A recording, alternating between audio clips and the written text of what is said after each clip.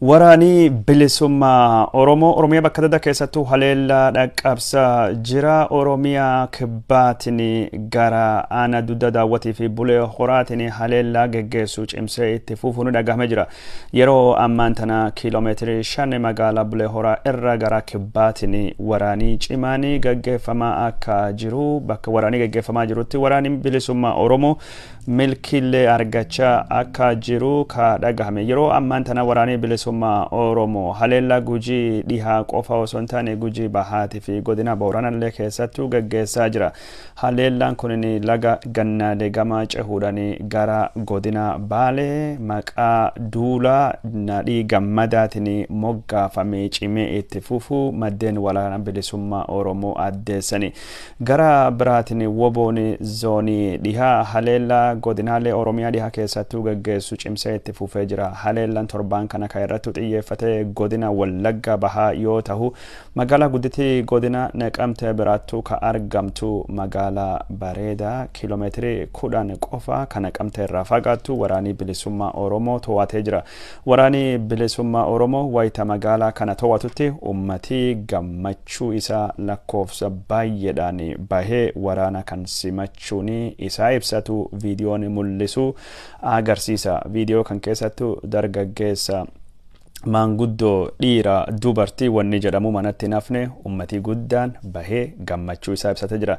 Gara biraatiin ammoo waraanii bilisummaa Oromiyaa jiddu galeessa Oromiyaa keessattuu haleellaa dhaqqabsaa jirullee ammumaan tanallee itti fufee jira. Aanaa ganda baratii fi ana Hincinnii keessattuu haleellaan fudhatamaa jiru jabaatee itti fufee jira jedhama. Mootummaan Abiy Ahmedii ka haleellaa waraana bilisummaa Oromootiin rifannooti guddaan keessa seenee keessattuu hidhattootaa fi milishootaa fi humni addaa Oromiyaa waraana bilisummaa Oromootti qawwee waliin dabalamuun yaaddessee haleellaa diroonii dhaqqabsuu fi yeroo ammaan tana dirooniin uummata sodaachisaa akka jirullee odeeffannooti darbaa jira. Oduu gara biraatiin ammoo Oromiyaa godina addaa naannawa Finfinnee keessatti waraanii bilisummaa Oromoo leenjisa lakkoofsa hedduu taayanii eebbisiisaa jira. Warri ammaan tana eebbifame kun qaamaa fi sammuuni waraana dhumaa ka magaalaa Finfinnee handhuraa Oromiyaa deebisuu fi dhiyoo kanattu godhamuu fi gahee guddaa taphachuu danda'amaa jedhamee dubbatamaa jira. Waraanni bilisummaa Oromoo jiddu galeessa biyyaa keessattuu karaalee Finfinnee fi naannolee adda addaa walitti fidan ka Oromiyaa keessa bayanii fi sodaa akka tahee ka dubbatamu. Mootummaan Abiy Ahmed yeroo ammaan tana waraana bilisummaa Oromoo ka jajjabaachaa dhufee fi mormii qeerroo fi qarree Oromiyaa ka Oromiyaa bahaa keessatti dhooteen sodaan guddaan akka seenettu dubbatama. Harargee bahaatii fi Harargee dhihaa keessatti mormiin dargaggeessaa bakka adda addaattuu geggeeffamaa ture.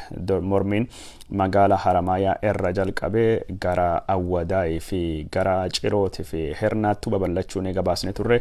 Yeroo ammaan tana mormiin kun torbaanota dhufu keessa godinaalee Harargee bahaatii fi Harargee dhihaa akkasumas gara godinaalee Oromiyaa birattuu babal'ata jechuudhaan mootummaan sodaa guddaa keessa akka seene maddeen keenya addeessaa jiranii. Keessattuu ayyaani Irreechaa dhufaa waan jiruu fi ayyaan Irreechaa kanaanii walitti qabatee lakkoofsi nama walitti qabamu waan dabaluu fi wal keessa ummati dedeemullee daddabaluu waan deemuu fi mormiin Oromiyaa keessa dhoohuu danda'a jechuudhaan mootummaan sodaan guddaan seenee jira.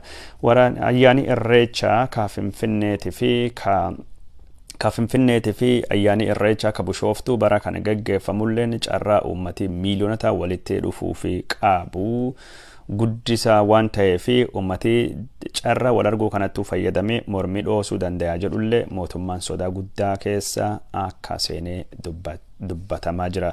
Mootummaan yeroo ammaan tana sodaa keessa seenee kana abbootii amantii, abbootii aadaatii fi abbootii malkaattuu fayyadamee dargaggeessii Oromoo akka mormii hin geggeessine akka hiriira hin baanne dhaamsii akka dabarsanii godhaa akka jiruttu dhagahama. Abbootiin gadaa Gujii namni Oromoo ijjeesuu yookaan ammoo mootummaa irrattuu hiriira bahu kamiyyuu nama yakkama jechuudhaan balaaleffachuun warra dhagahame jira. Abbootiin gadaa Gujii kunini kaisaan balaaleffatanii warra ammaan tana mootummaa irratti duulaa jiraa jedhamu ka bosona jiru yoo tahe mootummaa Abiy Ahmedii ka waggoota sadan darban kanaa fi lubbuu Oromoo kumaatama galaafatamuu fi sababa tahe hin balaaleffanne jechuudhani abbaan gadaa bilisaa tahe walabaan ummata tajaajilu qaba malee propaganda mootummaa tahe sochahuun sirna gadaa ka busheessuu fi abbootiin gadaa kabaja ummata bira qabanii ka xiqqeessu jechuudhani murtii abbootii gadaa kana balaaleffatanii jiran. Abbootiin gadaa Oromoo yeroo ammaan tana ayyaana irreechatiin wal qabatee ummata hooggannaa ummata dura deemnaa jedhanii ibsa baasaa jiraatanillee abbootiin gadaa kunini yeroo ummati Oromoo ejjeeffamu yeroo ummati Oromoo watakka hin dubbatanii gaafa mootummaan ajaja kennee fi haala ayyaana irreechaa yookaan ammoo ummati ittiin to'atan qofa irratti odeeffannoo dabarsu malee gaafa Oromoon miidhamu Oromoon ajjeeffamu eessa jiran jechuudhani namni hedduun waan gos kana gaafachaa akka jirutu dhagahamaa jira. Abbootiin gadaa kunini kabaja ayyaana irreechaatiin walittuu qabate wantoota ummati godhuu fi godhuu hin qabnillee ajaja adda addaa dabarsaa jiranii keessattuu waan aadaa fi duudhaa Oromoo daangessuu danda'anii ajaja biltsiginnaa irraa fudhatanii gara ummatattiin akka ittiin dhufne ummati kunini aadaa tolchee beekaa seera tolchee beekaa abbootiin gadaa meeshaa mootummaa taate akka sirna irreechatii fi sirni gadaa hin busheessine dhaamsii dhaamamaa fi jira.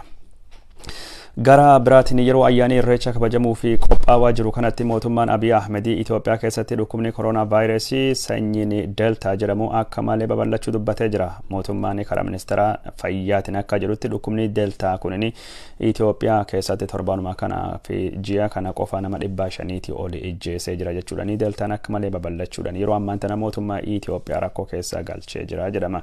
Gara biraatiin lakkoofsi dhukkuba deltaa kun namni du'e kan caaluu danda'a. Garuu mootummaan Abiy Ahmedii ayyaani irreecha bifa oowwaa fi milkaawaa ta'een akka hin kabajamnee fi lakkoofsa kana yeroo ayyaana irreessa qofa ol fuudhee gabaasee ummata akka walitti hin baane dhowwuuf yookaan sodaachisuuf itti fayyadamu malee gaafa hiriira isaa Finfinnee keessattuu qopheessuu raayyaa ittisa biyya keessattuu baasu gaafas dhukkubni koronaa vaayirasii sanyiin delta jedhama akka malee babal'ate dhukkubii kun faffaca'insi isaa akka dabaluu fi namni akka dhumatu sagantaaleen Abiy Ahmedii gaggeessaa ture ka waraanatii fi sagantaan Abiy Ahmedii ka qopheessaa ture ka hiriira gumaacha guddaa qabaachuu akka hin oolle warri dhimma kana irratti yaada kennanii ka dubbatan.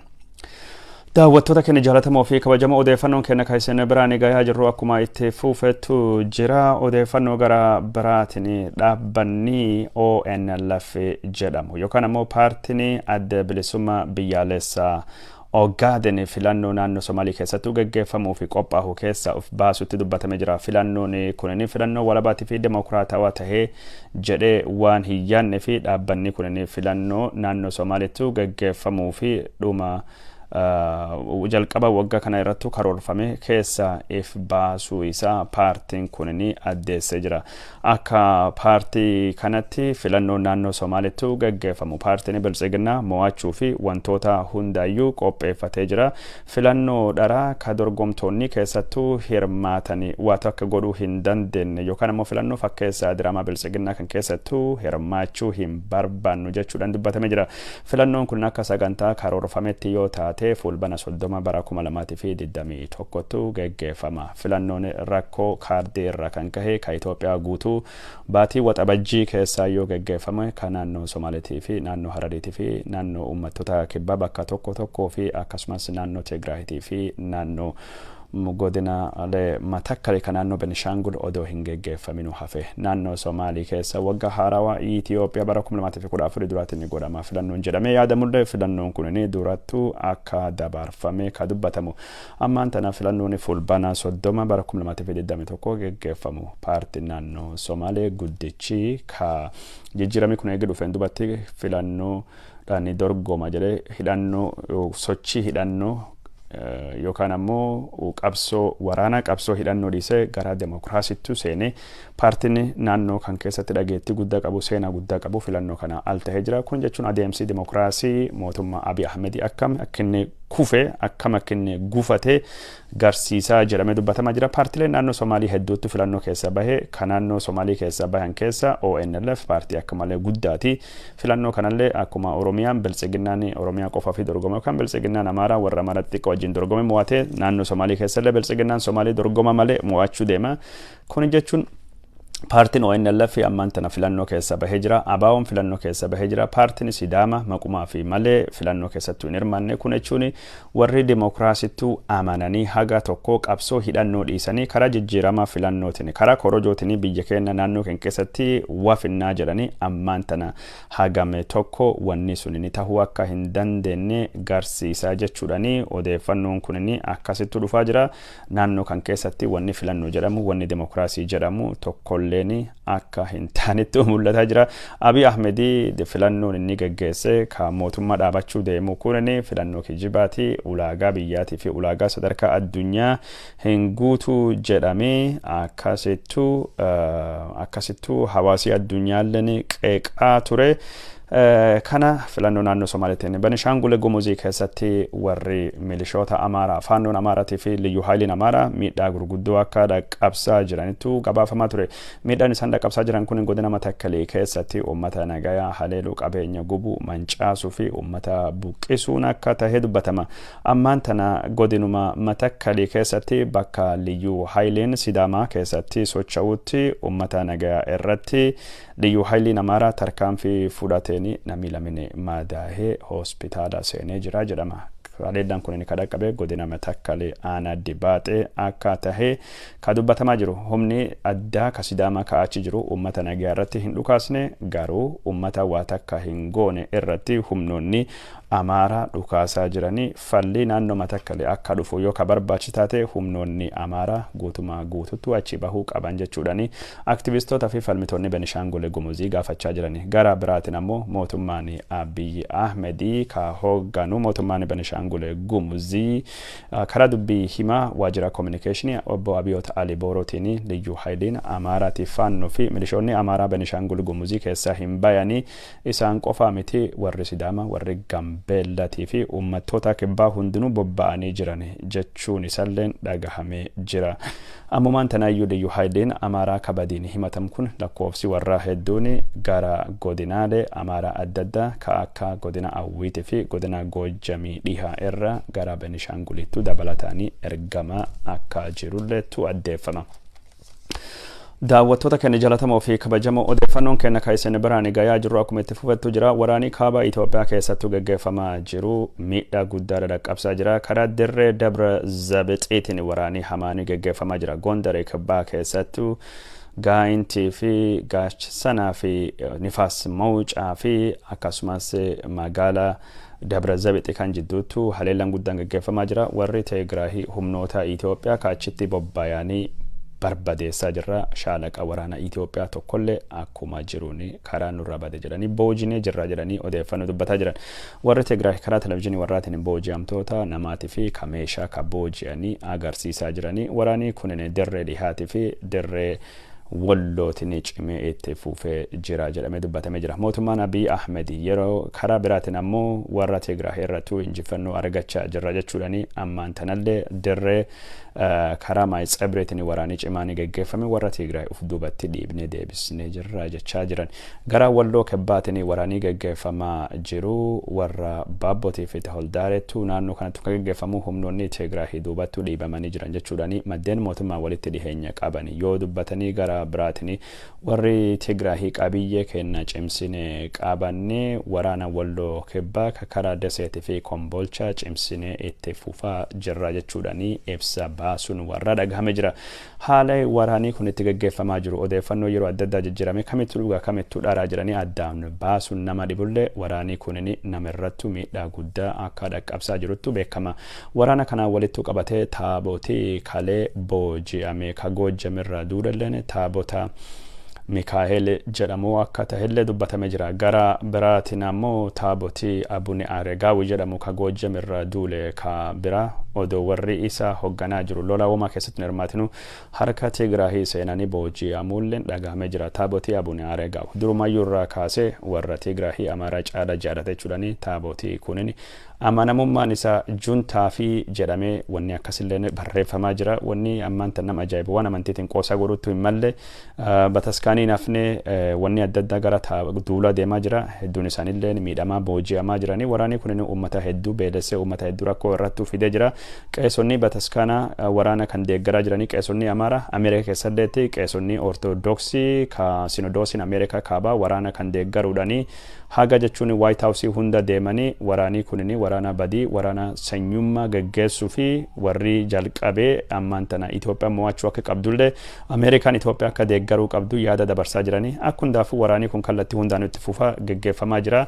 Garuu miidhaan guddaan uummata nagaa irratti guddoo dhaqqabaa jira. Waraana kana walitti qabatee walloo lamaanuu walloo sadaanoo jedhuti godina Waagamraatii fi walloo kabatii fi walloo kibbaatii fi godina Goojamii Gondarii kabatii fi Gondarii kibbaa beelii hamaan akka seenedha dubbatama. Beelii ammaan tan xiyyeeffannaa argatee kan naannoo walloo kabatii fi walloo kibbaatii qofa malee beelii Tigraahii keessa seenee waggaa tokkotti deemaa jira. Kunis xiyyeeffannaa guddaa argachaa jira. Beelii Matakkali keessa jiru ka uummata Gumuziitii fi uummata Oromoo ka uummata Oromoo Wallagga bahaa jiranii ka jechuun godina Kamaashii irra buqqaanii beelii kunii fi akkasumas beelii Oromiyaa bakka adda addaa Oromiyaa bahaatii fi jiddu galeessa biyyaa keessattuu geggeeffamaa jirulleen xiyyeeffannoo argachuu qabaa jedhamee dubbatamaa jira. Gara biraatiin ammoo konkolaataanii gargaarsa gara Tigraahii geessanii gara gaditti yookaan gara mootummaa Itoophiyaa lafni to'attu gadi hin deebine jechuudhaan mootummaan Itoophiyaa yaaddoo qabu ibsa jira. Dhaabbileen gargaarsallee yaaddoo qaban ibsanii jiranii. Konkolaataan kunini boba'aa waan isaan ittiin dhufanii boba'aa xiqqaadha. Boba'aa dabalata qabatanii akka hin deemne mootummaan Abiy Ahmedii faatii dhoowwanii maal jennaan harka juntaa boba'aan seen jedhame. Konkolaataan kun hedduun isaa boba'aa dhabuu irraa dhaabbatee gad deebi'uu dadhabe malee warri riphee loltoonni Tigraay yookaan humnoonni ittisa Tigraay itti fayyadamaa hin jiru jedhamee akkasitti dubbatamaa jira. Daawwattoota keenya jaallatamoo fi kabajamoo odeeffannoon kenna kaayisanii biraan gayaa jirru akkuma itti fufettu jira. Mootummaan Ameerikaa tarkaanfii cimaa mootummaa Abiy Ahmediitii fi Eertiraa irrattu qoqqobbii dabarsuu fudhatee jira.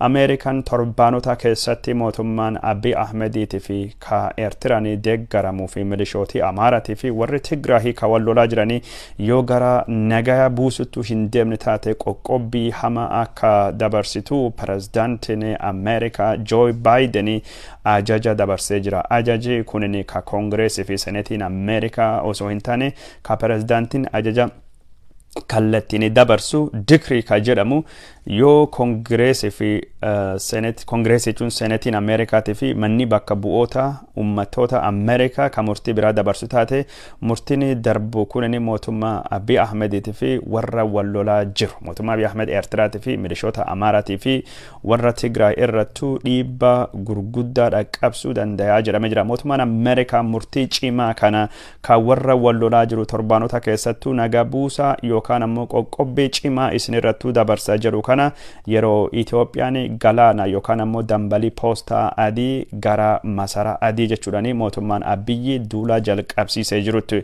Duuli mootummaa Abiy Ahmedii ka poostaa adii gara masara adiitu dhiyeessuu fi jedhamu kunini yeroo ammaan tana hin milkoofne fi hin taane fi fakkaata. Ameerikaan duula kana dagachuudhani mootummaan Abiy Ahmediitii fi warri wallolaa jiranii yoo waraana kan dhaabanii gargaarsi namooma hatattamanii akka ummata dhaqqabu hin goone mootummaan Ameerikaa karaa ministeera maallaqaatii fi ministeera haajaa alaatiin akkasumas gara warra immigireeshiniitiin qoqqobbii gurguddaa mootummaa Abiy Ahmediitii fi warra lola keessattuu hirmaate irrattu darbuu dabarsitee jirti. Qoqqobbiin kunini qoqqobbii cimaa ta'e qoqqobbii ilkaan qabu ka mootummaa Abiy Ahmedii ciniinuu jechuudhani dubbatamaa jira.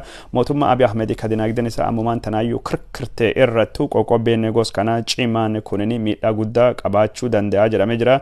Wanni ammaan tana dabarfamaa jiru qoqqobbii maallaqaa, qoqqobbii viisaatii fi qoqqobbiilee adda addaa ka Itoophiyaa fi godhamtu hundayyuu ugguruu hundayyuu dhaabsisuu irrattu xiyyeeffataa jedhamee jira.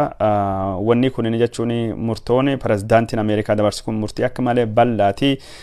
Odeeffannoo kenna kasaatii booda isin dhiyeessuun irrattu bal'inaan keessa deemne murtoon kun maal of keessaa qaba. Wanni Ameerikaan as keessattuu dabarsitee yookaan pirezidaantiin Ameerikaa Joseph R. Biden Jr. wanni dabarse maal fakkaataa ka jedhu murtii fulbana 17 bara 2021 darbee kana bal'inaan isin biraan gahuu deemna bal'inaan irra xiinxalla yaada adda addaa ka dhiyaachaa jiran irra isin biraan gahuu deemna kun ammoo murtii akka malee guddaati murtii ilkaan qabu murtii jechuun warra wal lolaa jiru kanaannoo Tigraahitii fi milishoota Amaaraa mootummaa Abiy Ahmediitii fi Eertiraa irrattu xiyyeeffatu jedhamee jira mootummaan Abiy Ahmedii mootummaan Ameerikaa juntaa fi loogii godha harkisaa Itoophiyaa irra kaayyatee jira nurraa fuudhu jedhee kanaan dura balaaleffachaa ture kunin hariiroo dippiloomaasii Itoophiyaatii fi Ameerikaa jidduu jirtuu fi qormaata biraa ta'uu deemaa jedhamee jira karaa maallaqaatiin ammaan tana ka dabarfame qoqqobbiin Itoophiyaa irrattu dinagdee Itoophiyaa ka akka malee